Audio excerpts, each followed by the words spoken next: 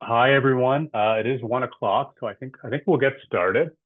First, I wanted to just welcome all of you to today's session. My name's Josh Campbell, and I am the Associate Director of our EMBA programs here at Smith. As you can see from the slide, we have two Executive MBA programs here at Smith. Our national program, which is made up of students from across the country, and our Americas program, which is a unique partnership with Cornell University in the US. So our focus during the next approximately 30 minutes together will be centered on the ROI or return on investment of an executive MBA degree and the impact that it can have on both your personal and professional life. So we'll be talking more about the specific programs themselves in an upcoming info session early December. But today is really a chance, I think, to hear from our alumni and their experience regarding the perception of the ROI of the program. So it is fantastic to see so many numbers and so many of you joining us today. And I would encourage you to drop questions that you have into the Q&A chat. We have Sierra here today, who's our application advisor. She'll be online and she'll be monitoring the chat and answering questions if they come in, but we'll also post some of those to our alumni panelists as well during the Q&A portion. So I'm very excited to be joined today by two recent alumni from our programs, David Abitoya and Monica Klemeka. Welcome to you both, and thank you for joining us today. We'll be hearing from them a lot over the next 30 minutes. As you'll see through the discussion today, I think alumni are really a fantastic resource for prospective students that are considering an MBA. They'll share their experience, their insights through the journey, and also how the Smith EMBA has impacted them since graduation. So we'll dive into that more deeply, but I'd like to start today maybe by having our alums just take a minute to introduce themselves. So at a high level, David is the EMBA Americas class of 2022 graduate who brings an absolute wealth of experience in the finance sector with companies such as PwC, RBC, and various credit unions. He's got a very unique story, which I'm sure we'll learn more about today, hopefully. We're also, again, fortunate to have Monica with us as an EMBA national alum, 2022 as well. Monica's also joining us from Toronto, where she is the Vice President Corporate Strategy and Development for Amica Senior Lifestyles. So maybe we'll start with you, David. Do you mind taking a moment just to tell us a little bit about yourself and what made you interested in the EMBA program initially? Thank you, Josh, for this opportunity. Great to meet you, Monica, and to all those listening to me. I'm happy that you're here to listen to my story. As you can see, my name is David Abitoy. I'm the current director of finance at WFCU Credit Union.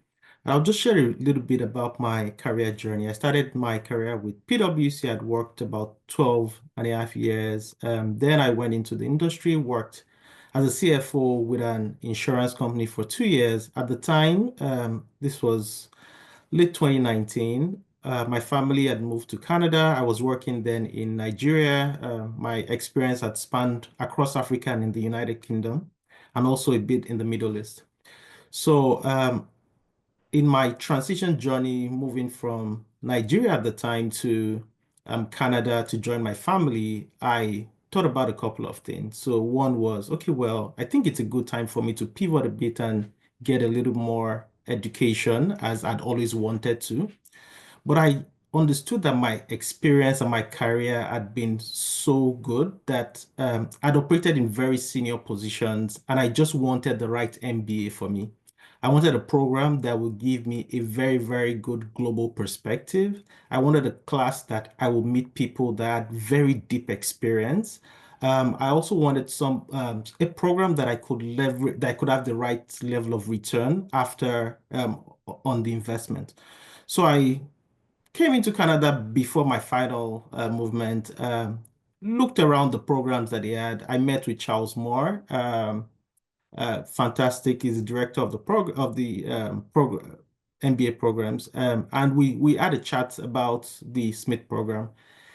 From that conversation, I knew this was the right fit for me because it just aligned with all of the things I wanted from an MBA program. I will stop here, and I'll tell you a little bit more as we progress with this. Thanks, Josh. Thank you, David. And yeah, I think you're right. It really is about fit. And I think you saw that it wasn't a decision that you made overnight. There was a lot of different people and steps you connected with to find the right fit for you. So let's go back to Monica. Monica, are you able to share maybe a little bit of your background and why you also considered an EMBA at the stage in your career that you did? Absolutely. And thank you so much, Josh, for having me. And David, what a story. Quite incredible.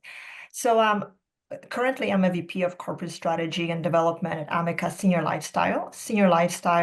Amica Senior Lifestyle is a premium senior housing owner, developer, and operator. So we are an integrated platform where we find sites, build them, and goes all the way to operations.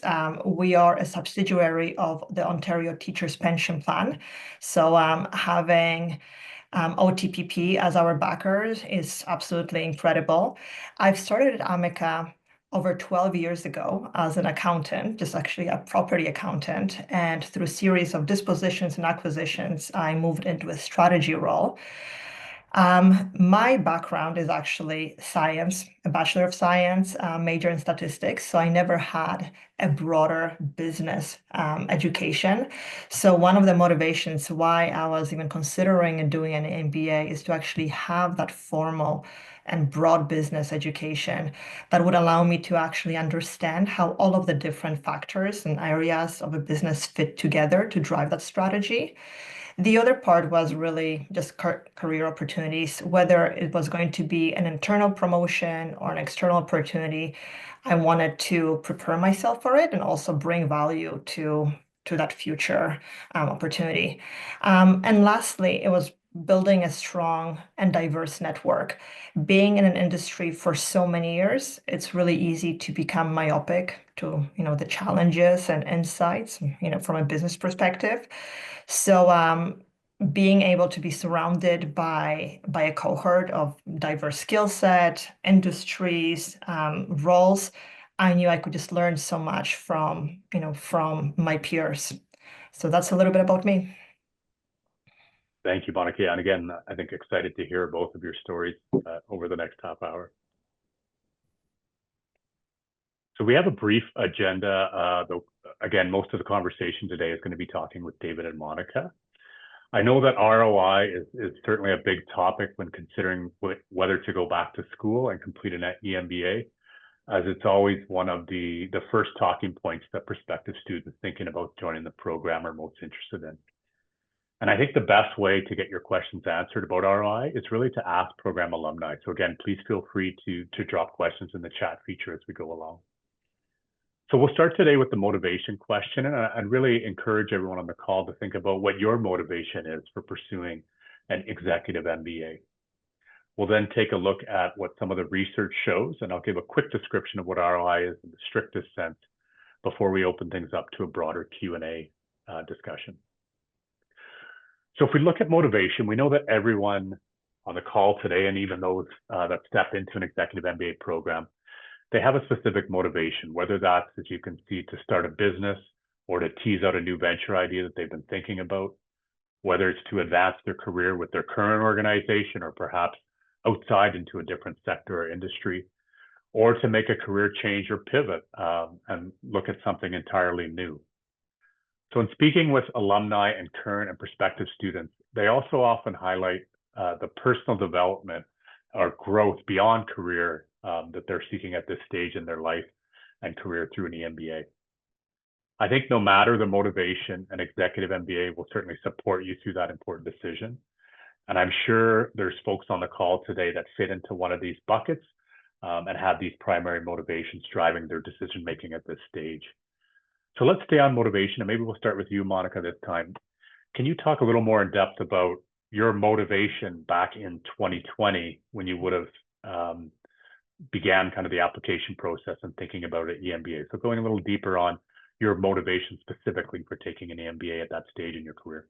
Absolutely. And Josh, I actually was looking at the EMBA program 2 years prior to that, and specifically at the Smith program as well. I just didn't feel it was the right time. And, I'll touch maybe later about, thinking that there's going to be the right time to do an MBA, and that never actually comes. So you just sometimes have to do it. So in 2022, I had a secondment with a small startup that Amica was planning to invest in. And they were just launching their product to Ontario Medical Association. And they needed somebody on the ground to really understand the operations, get them ready for that product launch before we would invest in them. So I was embedded in the team, and it was a great project. We rolled out the product to OMA. Really helped during the COVID pandemic, I guess. But that project also gave me the confidence of thinking, you know what, this was really helpful. I, really got to work with everybody, with the product team, with the CEO, with the marketing folks.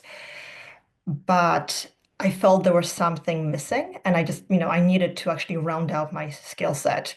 So I started, investigating the different programs, and I actually looked at programs as well: NBC, SFU, UBC, Toronto, York, and whatnot. And I found that the Smith program, their focus on the team experience was going to be most beneficial, and what I'm trying to get out of it, and was really in that diversity of perspective, not only the education. So as I mentioned before, getting that broader business perspective was really important.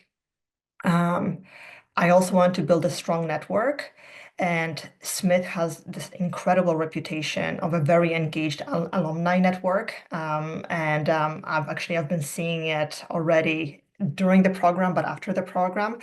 At Amica Alon, the CEO is MBA, Queen's alum. Our CFO is Queen's alum, and our SVP General Counsel as well. So Queen's is quite prevalent in my company. So it kind of became an obvious choice.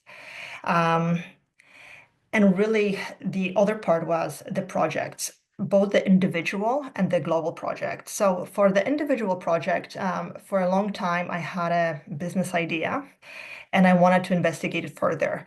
And the program really allowed me to dig deeper into that concept, and also get the support from incredible professors with a lot of experience, not only from an academic perspective, but really hands-on experience.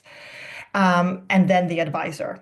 And then for the global project, you got to work with another team, another diverse skill set, and expand your knowledge beyond Canada. It was really a no-brainer for me why I decided to pursue my MBA down the line. And I mean, last thing, George, I'm going to add, with going even through the application process from the first email exchange, it was just such an incredible, smooth experience. So really kudos to Smith, really making it easy on the executives, looking for that next step in their education. Thank you, Monica. Yeah, great answer. It sounds like you fit maybe in two of those buckets. We can see the idea of advancing your career and fleshing out those skills, but also the idea to maybe explore a new venture and take time that maybe you didn't have otherwise to look at that entrepreneurship route. So thank you. So same question for you, David, a little more in depth about, Monica talked about the right time. Why did you feel it was the right time to do your EMBA, and what was your motivation? Thank you for that question. And I'm just looking at the screen and seeing the three different reasons you put there. And I think my own was a combination of all these three things. And if you recall my earlier statement, I said I was just immigrating into Canada at the time. And so I was thinking about it at that time and saying, okay, well, if I come into Canada first, I'm definitely going to be moving into a new career in this geography. At the same time, I wanted to own into my entrepreneurship skills, and I wanted to do a lot more business. And I think that's partly a combination of age and at the same time the extensive experience I'd had prior to coming into Canada. So I'd helped companies. I was CFO. I was helping to do acquisitions across geographies. I was helping to build new businesses. So I also wanted to do that for myself. And of course, in whatever form it comes to me, I also wanted career advancement. So I think it was a blend of all of this. So one thing was I had deep experience, but I really wanted to deepen my experience in Canada and to infuse myself in a broad-based collaboration with different kinds of people that I meet, build my network and be strong in this place so that I can be the best version of myself. So also thinking about the right MBA was not just one that will tick the box because I had given me a certificate. If I was investing that much money, I wanted to also get a broader skill set. So it wasn't just I just didn't want to get into a classroom that will teach me everything that I knew, but I wanted something, a program that will also teach me new things that I could use to complement my already broad skill base. Similar to Monica, I did a little bit of shopping around. So I spoke to Ivy. I attended a similar session like this with Ivy. I attended a similar session and a one-on-one visit at U of T. And I did the same with Queens, exchange emails with other programs. But in everything, of all the schools that I reached out to, Smith kept on resonating to me as the best fit for me. For everything I wanted, even in terms of the mode of delivery and so many other factors, Smith was just it. The Executive MBA Americas program I felt was just good because I'm an international. It gave me also an international perspective. So across North America, not just in Canada, I had a lot of my classmates were in the US and some in Mexico. So I had that very broad base of a network across the Americas, and it also pitched me for a very large global opportunity. I'll pause here and let you ride along. Thanks, David. Again, yeah, I think really engaging story. And I know a little bit about your background. And I think what's interesting is you had a fantastic job. You were, at a place in your career that a lot of people strive for. And when we talk about ROI, it's the investment piece. You decided to make an investment to say, I want to position myself for the next chapter in my career and kickstart that next piece to give me more opportunity, more flexibility, more freedom. And I know there's probably a lot of people on the call, that are in that point where they've achieved that level of success and now, they're wondering what's next. So just quickly, let's talk about ROI because I know everyone is interested in that return on investment. So what is it? I think, a quick description just to ensure that we're all kind of aligned on the same page. Return on investment is a performance measure used to evaluate the efficiency or profitability of an investment. ROI tries, and I highlight tries, to directly measure the amount of return of a particular investment relative to the investment's cost. So what does that mean for our program? I think what we see students considering when they look at joining a program like ours is they're looking at first at the cost of the tuition, obviously. What is it going to cost and what are they going to spend on this investment? But they combine that with the overall time commitment as well. And at the end, looking at where am I going to be after X amount of years, whether that's 1 year, 3 years, 5 years, typically after graduation. And in the post-secondary industry, when we look at ROI as a program, we evaluate the salary increase typically 3 years post-graduation. So roughly where both Monica and David are from when they graduated. And I direct you, on your own time to look at the Financial Times, as they have a really good ranking system for measuring ROI. They'll reach out to graduates after 3 years and they ask them about their salary. So the benefit of the full Financial Times going directly to the students to report is that the schools really don't have a way to influence the data that's collected. And I think it's actually a very good measure to explore ROI. And I just want to highlight two pieces. You'll see on our website that in the latest Financial Times rankings earlier this fall, our EMBA Americas program that David's a graduate of was ranked as the #1 EMBA in Canada. And our EMBA national program had the highest average salary increase after 3 years, 71% for those that took the program. A few more stats, and I think I'll turn it back over, is that, in any given year, when we look at career transition, approximately 70 to 75% of our students actually change their job or their role while they're in the program. And certainly by the end of 3 years after graduation, we see the overwhelming majority, anywhere from 90 to 95%, have changed their career trajectory in some ways. So it really is, I think, a transformational experience for our students. And I'm certainly happy to answer specific questions related to the finance or numbers one-on-one, but I think, as we'll see in our conversation today, and as we've heard, there is a lot more to ROI beyond simply the potential salary increase, though it is important. So again, I want to turn it over to our alumni now, just to get a better sense of, now that you're roughly, 2+ years out from the program, how has the Smith EMBA transformed your lives? So maybe we'll start with Monica. And I think everyone's different, Monica. So I'm curious how you evaluate the ROI of the program. Absolutely. How do you measure that? So I'm going to actually split it into kind of the immediate and long term. So I would say, while in the program, I just saw immediate impact at work. So it's just the way you show up, the credibility, the visibility. You get involved in larger projects. I mean, it's hard to describe, but there is a mindset shift. And I think it just comes with more confidence.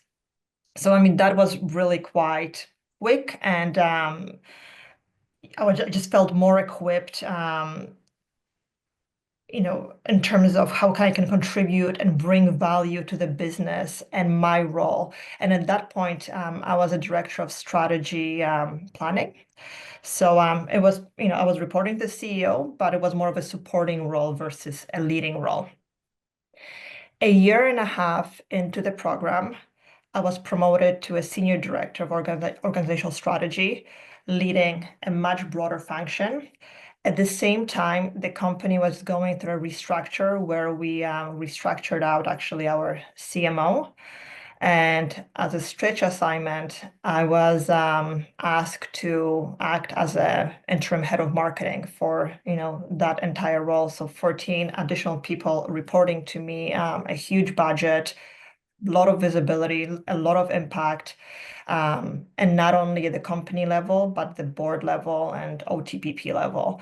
So at that point, I didn't even finish the program yet. So the role was already higher, and as you can imagine, it came with a salary increase.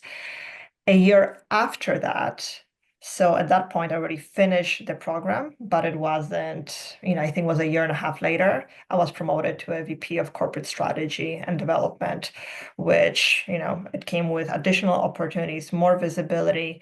And also at that level, you're participating as well in a long-term incentive plans, higher bonuses and everything. So from a career perspective, the program allowed me to accelerate quite quickly through the different steps of my career, but also from a compensation perspective. I mean, 71% sounds great, but I think for me it was more than 100% increase in salary. So yes, the ROI was definitely there, and yeah, I could not have done it without it.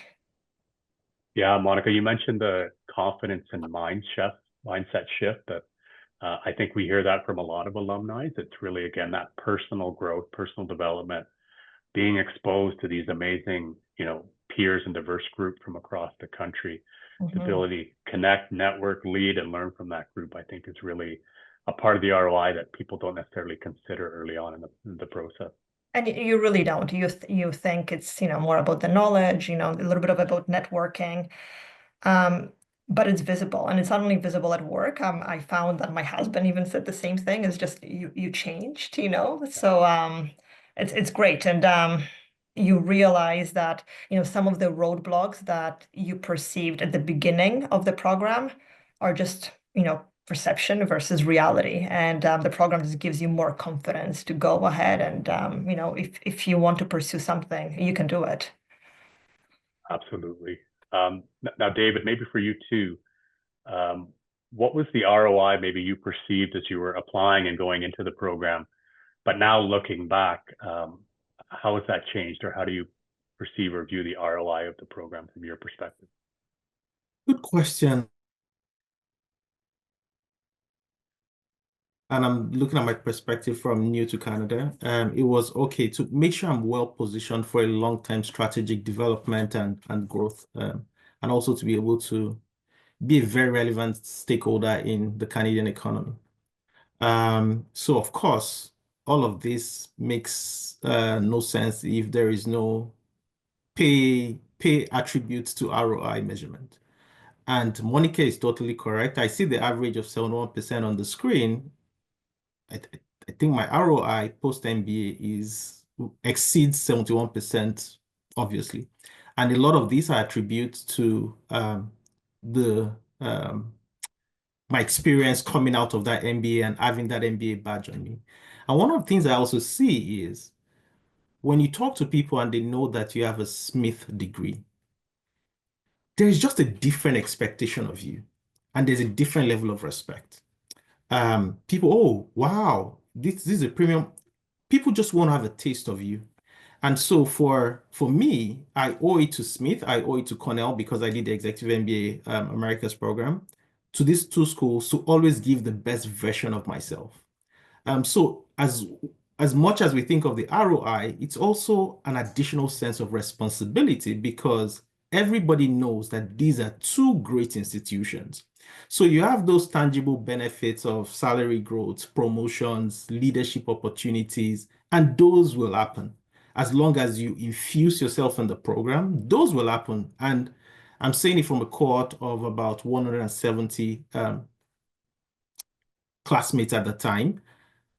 For most of us and people that I keep in touch with and people that have read their stories, all of these has happened to 100% of the people. People have actually transitioned jobs, made more money, and actually done new things. I had a couple of classmates that were similar to Monica, purely science background and wanted business education, and that experience has really pivoted them into very great things. But there's also a lot of intangible items like your leadership skills. I remember one of our first courses around leadership with Beth Mannix. Um, it just made me reflect on everything I had done before MBA. I'd managed, at least at some point, I was managing a team of 30 people and seeing myself from a different lens and saying, okay, what could I have done better? And learning from that perspective also helps me to carry forward good things around how I manage people. So there are a lot of all those intangible benefits. Your worldview is different. I said I had colleagues in the US, I had colleagues in Mexico, and of course there are lifelong connections that I've built, and that's part of the ROI that is a bit silent, but then it's really, really, really big if you think about it. A class of 170 people.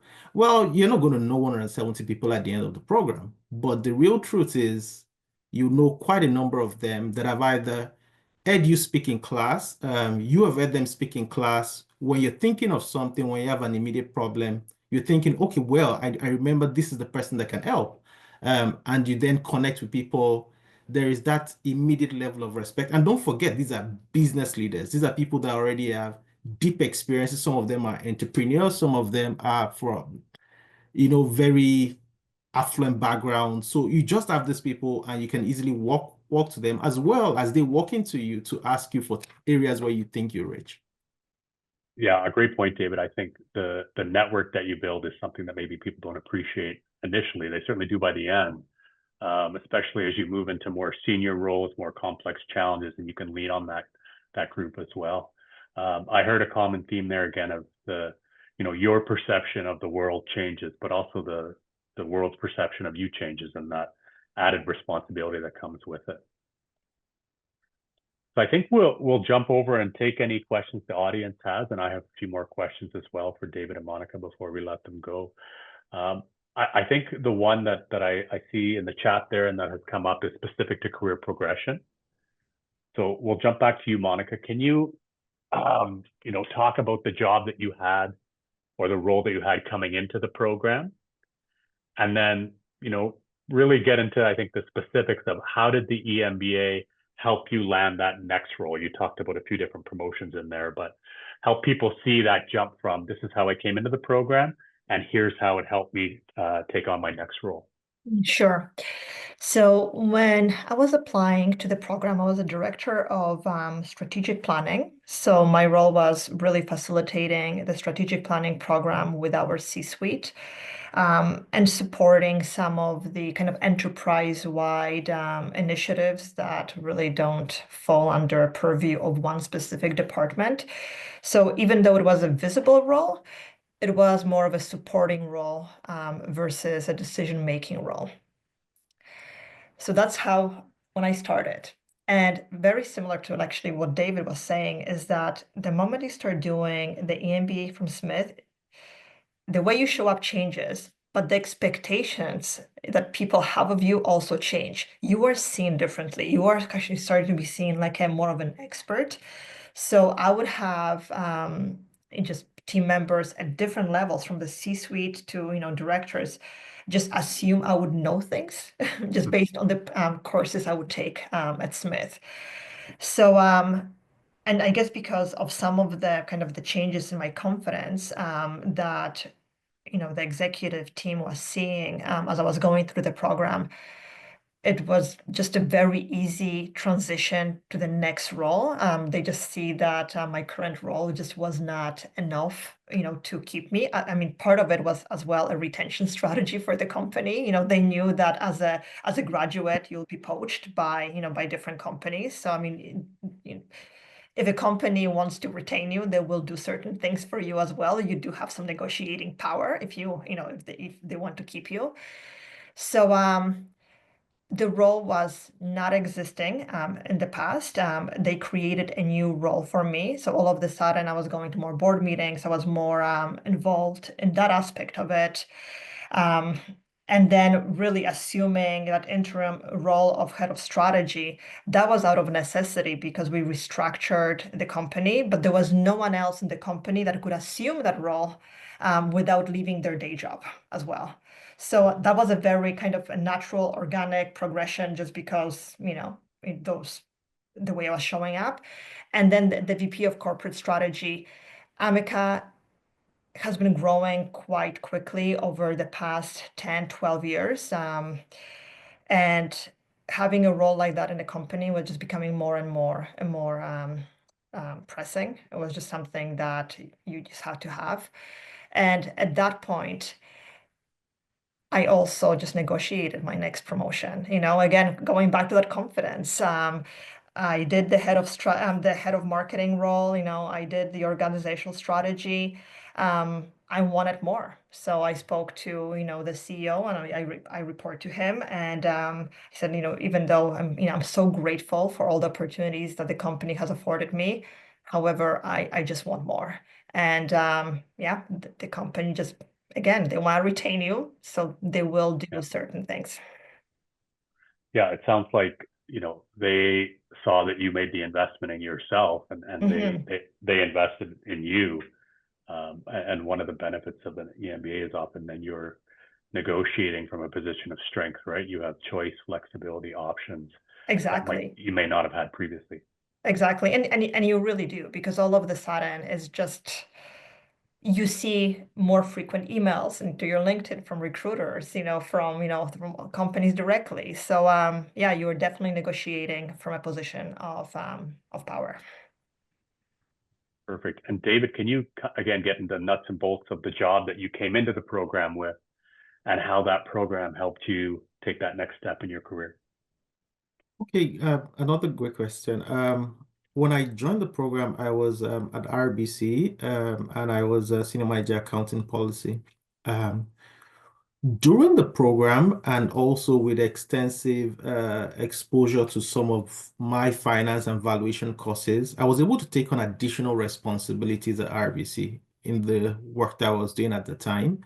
And one of the specific examples was a valuation model that cuts across the whole of all the sub-banking groups within RBC. So I got that responsibility because I was doing more technical valuation courses and finance courses, even though I had prior finance experience. And I recall that even before I left RBC, I got a commendation, and this was an RBC-wide commendation for my input into that process that I just taken on. But far beyond RBC was, okay, I wanted to pivot myself into a relatively smaller organization, not one as big as RBC, but where I had a lot more breadth than depth. And the program and the MBA really helped me to make that pivot, and it was very, very seamless. Today, I do excellent things just because I have that experience. And of course, with the pivot also comes salary growth, as I said. So I think there are a lot of things that I gained from that in terms of my career advancement. Also, was I got a board nomination to join a board of a not-for-profit called Point A that I invest Point A is what do you call it? A not-for-profit that is responsible or looking after sustainable transportation. And so in that space, I'm able to contribute a lot into sustainability within Canada. And that for me is it's a very big one because especially when you think about sustainable development goals. So I think the career advancement has been enormous. Enormous, yeah. And David, did you come into the program thinking that you were going to shift to a new employer, or is that something that just happened organically? I would say it was organic. I would say I didn't come in planning to change jobs, right? Of course, I had good expectations of what I wanted out of the program. But coming into the program, I saw I could do more. I recall, okay, well, I didn't know a lot more. I didn't know a lot about marketing. But during the course, I had two marketing courses, and it helped me to tie down a lot of things I had been exposed to but didn't realize. And then I could start speaking a better marketing lingo and connecting the dots with the core finance that I do. So it made me a better business leader. Of course, I said I was CFO. So there were areas where I wasn't very strong, even though I was CFO. But with the program, it increased my level of awareness and able to connect the dots. So in terms of IT, for example, of course, that wasn't my forte, but the exposure that I had from the program also helped me to connect dots around areas where were not my areas of comfort or strength. So all of this put together, I really wanted a job where I had a lot more breadth, where I could see all of these things fit together. And the MBA really helped me to achieve that pivot and also to excel in those roles. Yeah, I think a great example, David, where coming into the program, it just creates opportunities that maybe people hadn't thought of, or opportunities for growth, or even new roles, new ventures, new industries in some cases. I think to summarize, as I look at the time, clearly hearing from both of you, the ROI of the program is absolutely in the career progression and the salary increase that most people prioritize when they're considering an EMBA. And I think you're two fantastic examples of that. But I think we've heard too that it really is so much more than that, from the personal growth and development, the expanded network of peers and alumni, the confidence, we heard that word a number of times, in your abilities to do whatever you want moving forward. And ultimately, again, the investment in your personal and professional development. So as we close today, and I'll jump to you, Monica, maybe just one brief piece of advice for potential students on the call to really maximize the benefits as they go through the application process and the program. Okay. I would say this piece of advice will apply to the program and actually to your career transition, and it's really get involved and show up. Really, the program and your career progression is what you make of it. So be present, contribute, like immerse yourself in that experience. And the more you engage with the team, professors, and the cohort, the more you'll gain. And then at work, those career progressions, promotions, opportunities will happen, but you do need to show up. You need to show what you can do. So don't be passive. So really, like if I have one piece of advice that really helped me was get involved and show up. I feel like we should get Smith t-shirts made that say "Get involved and show up." We'll trademark that for you, Monica. David, just as we close, one piece of advice that you might have for potential students thinking of the program. Okay, the first thing is that I know you said one, but let me just quickly speak on it. There's so many things I can say. First is going into this program that it will be pretty challenging, but the reward is great. And back to what Monica said, for you to really, really maximize that reward, you need to infuse yourself in the program. And infuse yourself is more like I want to take as much as I can, more like being an Oliver Twist. Take more than what you paid for. Suck in the professors, bring them into the challenges you're having at work, because there will always be one professor that can touch on what you're having at work. So suck as much as you can out of that program. It will be challenging, but more importantly is don't come out of that MBA program of a class of 150 peers, and you've not built a network with those people. That would be the greatest disservice that you can do to yourself. So as you're going into that program, as you're infusing yourself into that program, build a network. Build a network. Even if you make up your mind that, you know what, at the end of this program, I'm going to build 20 solid new friends that I never knew before. Please, if that's your goal, set that goal ahead and make sure you meet that goal. It will be enormously beneficial to your lifelong career journey. Thank you, David. I think great advice, and hearing a good way to close is it's not just the ROI of the program, it's the investment that you put into the program will pay off, on the back end as well. So as we wrap up today, I just wanted to thank obviously both our alumni, David and Monica, for taking the time to share their experience today. And for those on the call, just looking at next steps, in 2 weeks from tomorrow, we have another info session similar to this, where we'll be talking with program alumni. That one's going to be specific to the two programs. So we'll be breaking down what the programs look like, scheduling, curriculum and content, things like that. So I would encourage you to register. The second piece is at some point you feel like you're ready to maybe have a one-on-one conversation or even potentially start an application process. Encourage you to visit our website and also reach out to Sierra, who's on the call today, our application advisor, or myself.